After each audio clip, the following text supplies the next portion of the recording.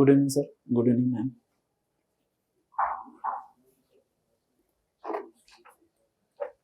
क्या वो बटन खोल रहे थे आप, खोलते खोलते रह गए?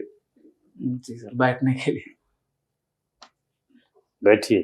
Thank you sir.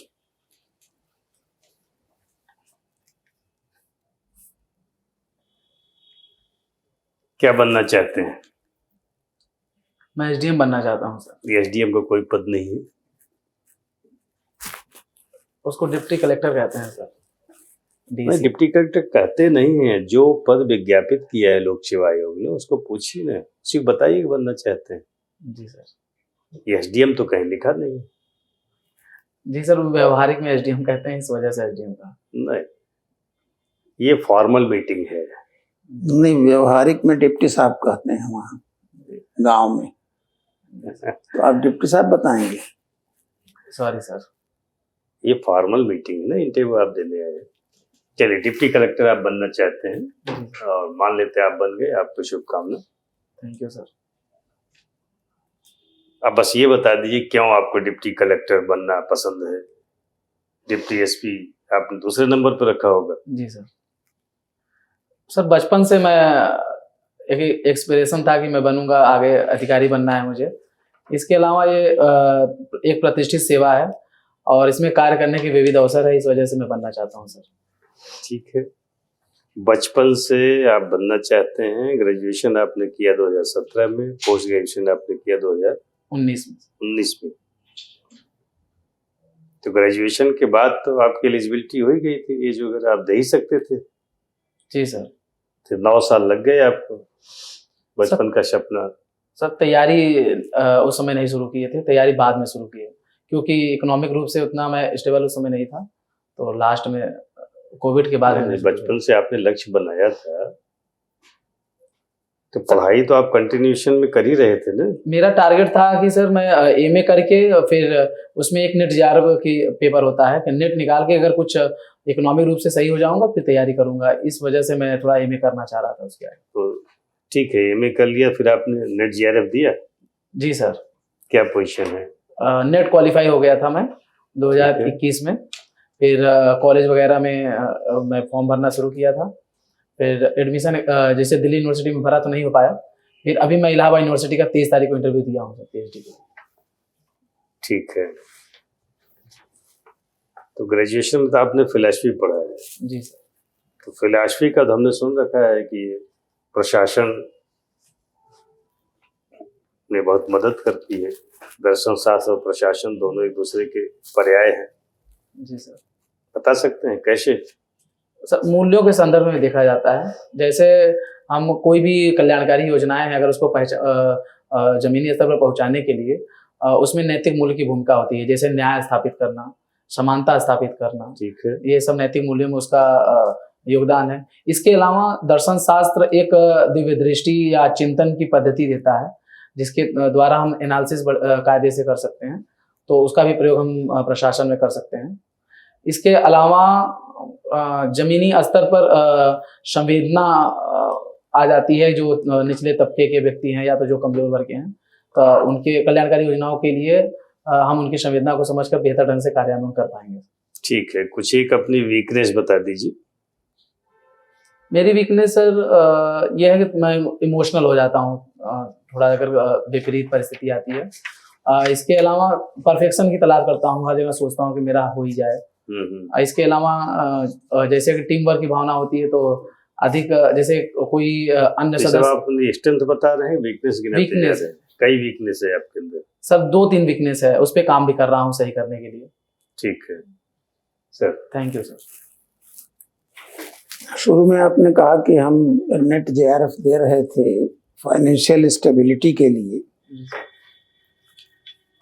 तो यूजीसी आपको मान लीजिए जेआरएफ अवार्ड कर देती, नहीं किया, आप केवल नेट हो पाए।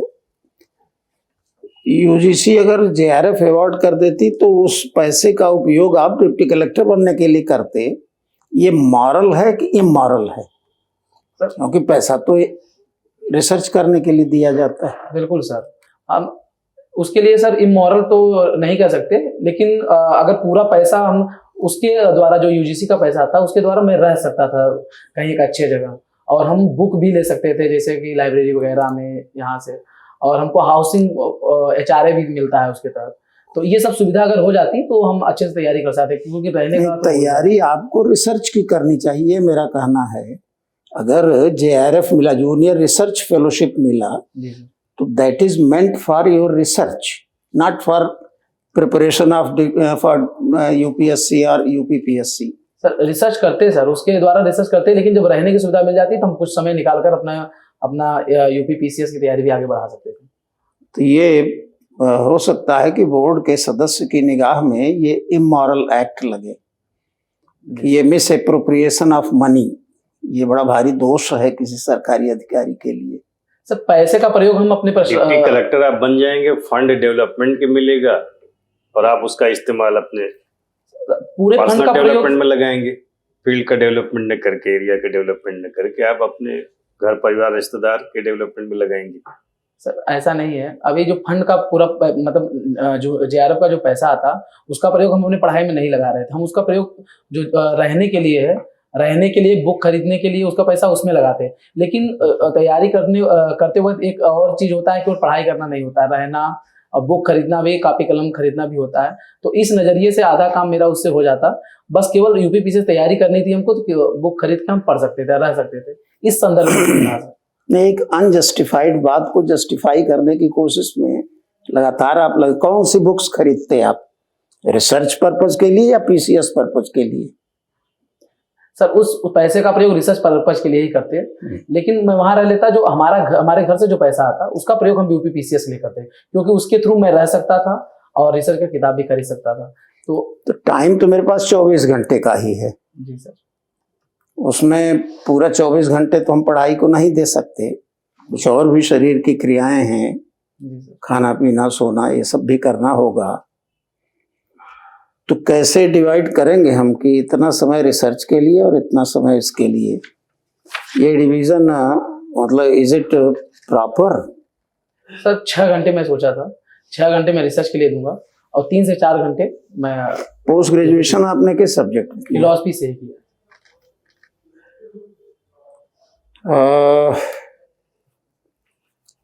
फिलॉसफी में इथिक्स आपने पढ़ा है, डिओंटोलॉजिकल एथिक्स की ओरिजिन कहाँ से मानते हैं? डिओंटोलॉजिकल एथिक्स, डिओंटोलॉजिस्ट कौन कौन है और इसकी ओरिजिन कहाँ से हुई? सर इसका हिंदी अंग्रेजी समझ नहीं पा रहा। परिणाम निरपेक्ष नैतिकता। सर ओरिजिन का तो नहीं पता, लेकिन डिओंटोलॉजिकल में कांट भी आते हैं। अब आप अंग्रेजी शब्द का प्रयोग कर रहे हैं, अभी हमसे हिंदी शब्द का प्रयोग कर रहे हैं आपने। जब पता चल गया इस वजह से तो हम अंग्रेजी का प्रयोग किए सर। सॉरी सर, वो कांट आते हैं इसके अंतर्गत, कांट का कर्तव्य। इस थियरी की ओरिजिन कहाँ से है ये नहीं ट्रेस किया? सब पूरी तरीके से आते हैं। एक दूसरी थियरी है टेलियोलॉजिकल थियरी या यूटिलिटेरियन थियरी जिसको कहा जाता है, उसकी ओरिजिन कहाँ से है? सर ओरिजिन नहीं पता सर, वो बेंथम और मिल की धारणा है, लेकिन ओरिजिन नहीं पता सर। दोनों की ओरिजिन क्लासिकल ग्रीक से है। Greek philosophy. मैडम कुछ आप पूछ ले, हम तो ज्यादा पूछ गए इनसे, I am sorry, I have taken more time. ठीक है, आप बताइए, आपने कॉन्स्टिट्यूशन पढ़ा होगा? जी आपने रिट्स पढ़ी है? जी मैम। कितने प्रकार की रिट्स होती हैं? 5 प्रकार की रिट होती है। इसका उपयोग क्यों किया जाता है? मौलिक अधिकारों की रक्षा के लिए इनका प्रयोग किया जाता है। आर्टिकल 32 में इनका उल्लेख। आप 5 रिट्स के नाम बता सकते हैं? अधिकार परीक्षा, बंदी प्रत्यक्षीकरण, प्रतिषेध, उत्प्रेषण और परमाधिकार। ठीक है। इमरजेंसी प्रोविजंस की क्या सिग्निफिकेंस है? कॉन्स्टिट्यूशन में इमरजेंसी प्रोविजन दिए हुए हैं, उनकी क्या इंपॉर्टेंस है? उनका इंपॉर्टेंस ये है कि जब युद्ध बा आक्रमण और आंतरिक विद्रोह होता है तब हम उनका प्रयोग करते हैं। ठीक। माइनॉरिटीज के राइट्स कहाँ प्रोटेक्ट किए जाते हैं? संविधान में देखा जाए तो आर्टिकल 29 और 30 के तहत मौलिक अधिकार के अंतर्गत भाग 3 क्या अधिकार है? धर्म, संस्कृति और लिपि का संरक्षण का अधिकार है और धार्मिक जो संस्थान है उसकी स्थापना करने का अधिकार है आर्टिकल 30 के तहत। ठीक। लॉ और मोरालिटी, एक एडमिनिस्ट्रेटर होने के नाते नैतिकता और कानून, इनमें से आप किसको चुनेंगे? मैं कानून को चुनना चाहूंगा। उसके बाद कानून को चुनते हुए मैं नैतिक मूल्यों को भी समाहित करना चुनना चाहूंगा। तो किसी एक ही को है। कानून को चुनूंगा मैम। ठीक, इसके पीछे कोई स्पेसिफिक कारण? स्पेसिफिक कारण ये है कि जो हमारे सदन है, सदन में नैतिक मूल्यों को समाहित करते ही कोई कानून बनाया जाता है। जब सदन पारित कर देती है तब वो जाके कानून बनता है, कोई भी बिल। तो हमें लगता है वहां नैतिक मूल्यों पर बहस और चर्चा हो चुकी होती है, और इस दृष्टि से मैं कानून को चुनूंगा। जो इनकी प्रकृति कैसी है? लॉ की प्रकृति कैसी है? मोरालिटी की प्रकृति कैसी है? लॉ की प्रकृति जो है जनता को मानना अनिवार्य है। उसके तहत अगर हम नहीं मानेंगे तो दंड मिलता है। नैतिकता के तहत अगर हम कोई कृत्य करते हैं तो उसमें समाज द्वारा दंड दिया जाता है, लेकिन वो कानूनी तौर पर पूरी तरीके से दंड नहीं दिया जाता। ऑब्जेक्टिविटी और सब्जेक्टिविटी की बात होती है। जी सर, थैंक यू। न्यूज़पेपर कौन सा पढ़ते हैं? दैनिक जागरण पढ़ते हैं ना रेगुलर? हाँ, रेगुलर पढ़ रहे हैं सर। संपादक कौन है दैनिक जागरण? श्री संजय गुप्ता सर। ठीक है। आज का अखबार आपने पढ़ा? जी सर। मुख्य पृष्ठ पर कौन सी खबर छपी है? मुख्य पृष्ठ पर सिंगापुर की खबर छपी है, जो हमारे माननीय मुख्यमंत्री योगी आदित्यनाथ जी गए हुए सिंगापुर। वहाँ 20,000 करोड़ का MOU साइन हुआ है। चलिए इसी पर बातचीत करते हैं। आज अभी कहाँ है मुख्यमंत्री जी? आज सॉरी सर, जानकारी नहीं है आज कहाँ है। आज कहाँ है जानकारी नहीं है सर। ठीक है। कल थे सिंगापुर में? कल थे, इस वजह से आज न्यूज आई है सुबह, तो वो न्यूज ठीक है। हमने पढ़ा। क्या न्यूज आई, क्या पढ़ा आपने? ये सर सिंगापुर में हमारे मुख्यमंत्री जी गए हैं और 20,000 करोड़ का MOU साइन हुआ है, जिससे 20,000 नए रोजगार का सीजन होगा इसके तहत। तो आज वाली खबर तो ये नहीं, आज वाली खबर तो ये 1 लाख करोड़ रुपए का निवेश का प्रस्ताव। ये सर याद आ गया सर, भूल रहा था मैं। है? वो नोएडा में जो एयरपोर्ट बन रहा है उसके तहत 20,000 का तो आपने कल पढ़ा होगा। हाँ सॉरी सर, उसमें कार्गो और कैटरिंग का काम के लिए सिंगापुर से कोई कंपनी से MOU साइन हुआ है। ये आज की खबर है, वो कल की खबर में बता रहा था, सॉरी सर। हाँ। एक और मुख्यमंत्री जी ने कहा है, लौह पुरुष सरदार वल्लभ भाई पटेल एम्प्लॉयमेंट जोन की बात की है उन्होंने। पढ़ा हूँ सर, भूल गया हूँ सर। आज की खबर में है जी दैनिक जागरण में, इस पर नजर पड़ी? नहीं सर। ठीक है। उत्तर प्रदेश के बजट में 4 आर्थिक जोन की बात की गई है। ये इससे अलग है जो भी हमने जी सर। वल्लभ भाई पटेल के नाम पर। सर सॉरी सर, जानकारी नहीं। ठीक है।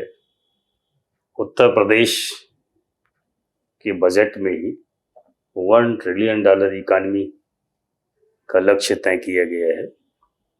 कब तक पूरा करेंगे हम लोग ये लक्ष्य? सर 7 2029 और 30 तक। शायद नहीं, बिल्कुल ठीक कह रहे हैं आप, 2029-30 तक पूरा करेंगे।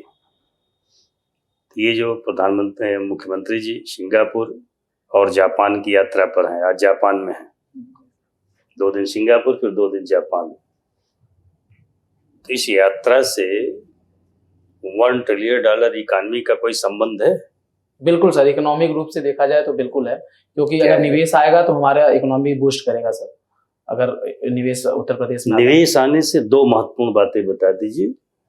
निवेश जनरल टर्म हो गया कि इकानमी बूस्ट करेगी, निवेश क्या होगा? निवेश आने से पूंजी की जो कमी है वो फुलफिल हो जाती है। इसके अलावा तकनीकी भी आती है निवेश के तहत, वो तो सब तकनीकी के माध्यम 2 से महत्वपूर्ण बातें जो मुख्यमंत्री जी ने बोला है उसको बताइए अगर आपने न्यूज पढ़ा है तो। एक तो रोजगार में वृद्धि होगी उन्होंने कहा है, दूसरा क्या कहा उन्होंने? सॉरी सर, दूसरा याद नहीं कर पा रहा हूँ। उद्योगों का विकास होगा, औद्योगिक विकास और रोजगार, 2 बात उन्होंने किया है। डिप्टी सीएम भी सुनते हैं कि 2 डिप्टी सीएम में एक डिप्टी सीएम जर्मनी की यात्रा पर है,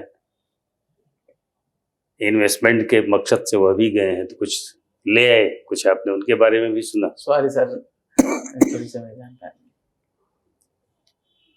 अभी मुक्तेश्वरानंद जी तो बर्निंग न्यूज है उनसे संबंधित आजकल, शंकराचार्य जी। हाँ, उनसे संबंधित न्यूज आ रही है सर। हाँ, क्या आ रही है? अब मुक्तेश्वरानंद, उनके अंदर भी यौन शोषण का भी मामला चल रहा है, लगाया गया है शायद। तो यौन शोषण का मामला क्या आपको लग रहा है, फेक है कि है उसमें सच्चाई कुछ? आप अपनी राय दीजिए। अपनी राय ये है सर, हो सकता है कि सर राजनीतिक परिपेक्ष से हो, क्योंकि उनको लगातार वो सरकार का विरोध कर रहे हैं, तो हो सकता है कि उनके राजनीतिक दृष्टिकोण से हो, लेकिन अभी सोर्स के बारे में मैं अभी पढ़ा नहीं हूँ, तो पूरी तरीके से मैं नहीं कह सकता कि वो फेक है या तो सही है सर। उनके आश्रम की एक लेखिका है, जी उसने आज कुछ और बातें कही हैं सर। उसके आश्रम के बारे में।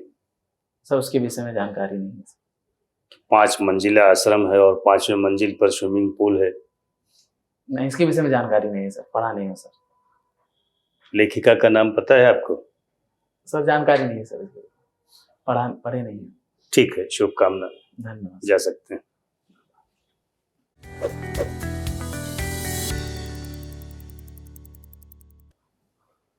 बैठिए। कैसा रहा इंटरव्यू? ठीक था, लेकिन हमें लगता है कि नेट वाला बताना नहीं चाहिए था, कुछ और वहाँ बोलना चाहिए था जो सर पूछे थे। वहाँ उसमें तैयारी नहीं थी हमारी 2017 में, तो हमने नेट का नाम ले लिया वहाँ, तो वहाँ नहीं लेना था। ऐसे सिचुएशन से बचिए। हाँ सर, वहाँ गलती कर दिया मैं, वहाँ ये बोलना था तैयारी नहीं थी हमारी। हालांकि मन में उस समय तैयारी के दौरान ये था कि मैं नेट निकाल के थोड़ा बहुत करूंगा, ये तो सच बात है, वो सच्चाई थोड़ा निकल गई। वहाँ ये बोलना था तैयारी नहीं। अब देखिए 28 को आपका इंटरव्यू है ना, ज्यादा समय तो है नहीं, क्या बोलना है क्या नहीं बोलना है ये तय कर लीजिए। अब प्रयोग नहीं करना है आपको, ठीक है। इस बात को बोलने में कोई हर्ज नहीं है कि आपने फिलॉसफी में पोस्ट ग्रेजुएशन किया है और आप तैयारी कर रहे हैं और 2024 का आप इंटरव्यू दे रहे हैं, ये कुछ कम बड़ी बात नहीं है ना कि 2084 है, 24 का इंटरव्यू दे रहे हैं। 2019 में आपने पोस्ट ग्रेजुएशन किया है, तो 5 साल का ही तो मामला है। 2021 कोविड में चला गया। मैं वही तैयार किया हूँ, लेकिन सर ने जो है बहुत सारे कैंडिडेट तो 2014-12 के ग्रेजुएट आ रहे हैं, तो आप तो। मैं वहां फंस गया सर, मैं 2019 के बाद तैयार किया हूँ क्या बोलना है, लेकिन सर जो है 2017 के बाद ही पूछ लिए, तो थोड़ा सा उससे जो है द्वंद में आ गया मामला। नहीं देखिए, वहां पूछने का तो आपके हिसाब से नहीं पूछा जाए, कोई कुछ पूछने के स्वतंत्र है, पूछ लेगा, लेकिन आप अपने जवाब को लेकर के तय किए रही कि ये बोलना है। एक तो ये हो गया कि JRF और इसकी बात ही मत करिए,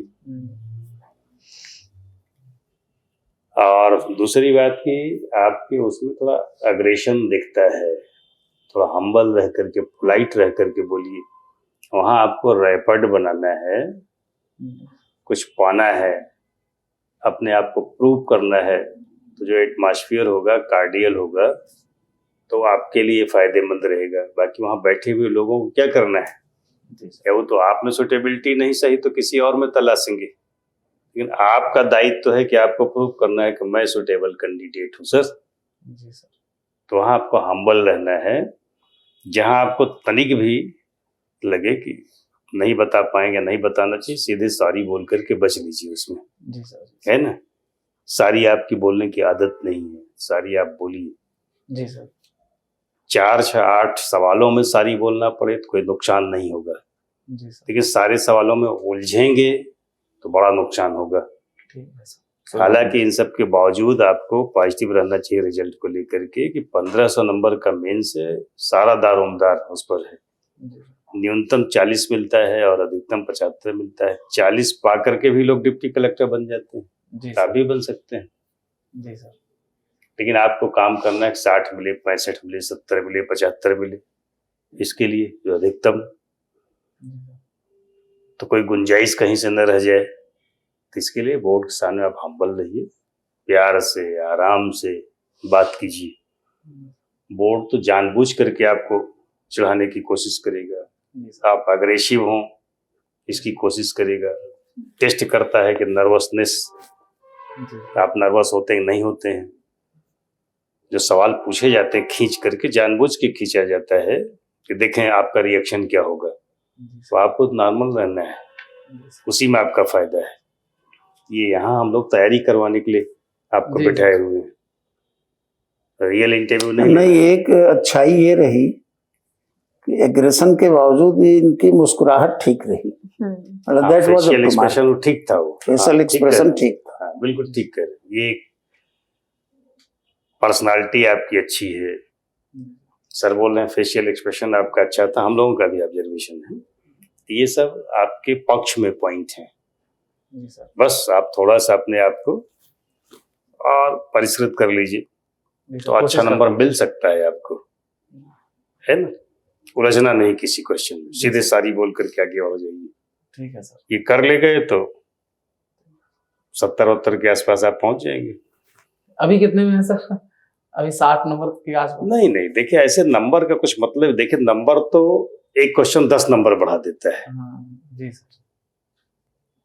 आप बोर्ड को कन्विंस कर ले गए, जैसे उसी पर आप कन्विंस कर देते जीआरएफ और उस पर, तो फिर तो कुछ नेगेटिव था ही नहीं। वो उसी समय मैं सोच लिया वहां था लोग कि सेलेक्ट करने बैठे हैं ना आपको। वैसे अब फिलॉसफी के पीजी है, इसलिए इतना बता दूं कि कांट जिस डियोंटोलॉजिस्ट एथिक्स के हैं उसकी बिगिनिंग स्टोइक संप्रदाय से होती है, सर स्टोइक पे मैं जा रहा था, लेकिन ये था कि थोड़ा संदेह और था। यूटिलिटेरियन जो है वो एपिक्यूरियन और एरिस्टिपस एपिक्यूरस जो वहां थे उससे ये उभर कर आया है। सर मैं तो जा रहा था root is there in ancient Greece. तो आप क्यों नहीं जा पाए? आप इसलिए नहीं जा पाए कि आप उलझ गए कहीं और, तो दिमाग में चीजें चलने लग गई। एरिस्टिपस एपिक्यूरस याद था कि स्टोइक बात पे जाना चाह रहे थे, फिर हमें शायद लगाना होगा तो उनके ठीक नहीं है। तो जब कहीं उलझते हैं ना तो उससे क्या होता है कि अन्य आंसर्स पे फर्क पड़ता है, जी सर। तो आपको बचना है इससे। ये बचा ले गए आप तो हाईएस्ट स्कोरिंग करेंगे। ठीक है, शुभकामना। Thank you sir. Good luck.